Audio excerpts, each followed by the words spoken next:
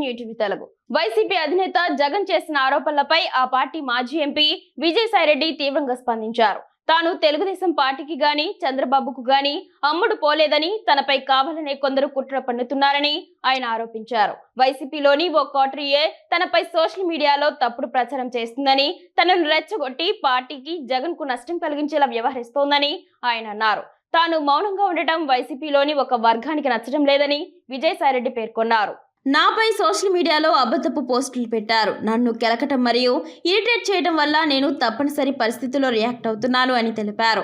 తన స్పందన వల్ల జగన్కు నష్టం కలగాలని కొందరు కోరుకుంటున్నారని, వారి తనను రెచ్చగొడుతున్నారని ఆయన ఆరోపించారు.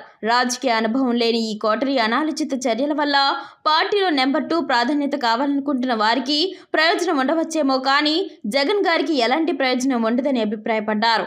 గత 4 ఏళ్లుగా తనను అవమానిస్తున్నారని, తనకు సంబంధం లేని స్కాముల్లో మరోసారి తనను బలిపశువును చేయాలని ఆ కోటరీ నిర్ణయించుకుందని విజయసాయిరెడ్డి ఆవేదన వ్యక్తం చేశారు.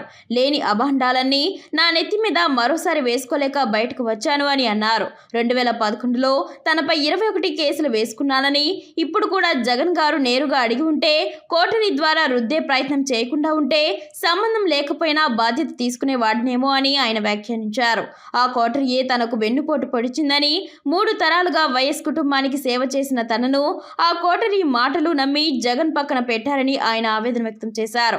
ఎవరో కోటరీ చేసిన నేరాలను తన నెత్తిన వేసుకుంటే సాయిరెడ్డి మంచోడు, అలా చేయకుంటే చెడ్డవాడు అవుతాడా? అలా చేయకుంటే వెన్నుపోటుదారుడు అవుతాడా?